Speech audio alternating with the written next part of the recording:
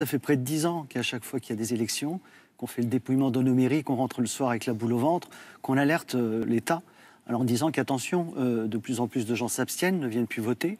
Et puis lorsqu'ils viennent voter, c'est pour glisser un bulletin Front National dans l'urne. Et ce mouvement-là, d'année en année, s'est aggravé. Et on arrive aujourd'hui au constat où, dans un constat, la population s'est exprimée dans les urnes, en mettant des bulletins de vote ou en ne venant pas voter, mais personne n'a réagi. Pourquoi maintenant ça a explosé alors? Je pense que ça montait en puissance, ça commençait à bouillir un petit peu, et puis finalement l'élément déclencheur qui a été le problème du gasoil, et d'ailleurs le Premier ministre aujourd'hui ne supprime que l'élément déclencheur. Toutes les causes qui s'agglutinent depuis 10 ans restent.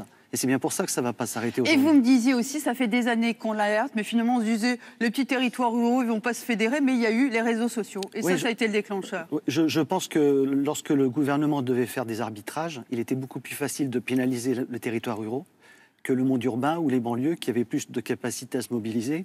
Alors que les territoires ruraux étant diffus, il était plus facile de taper un peu sur ceux-là et de se dire qu'ils vont rester dans leur coin et ne rien dire, sauf que voilà, les réseaux sociaux sont arrivés par là et puis ça a permis d'amalgamer cette contestation.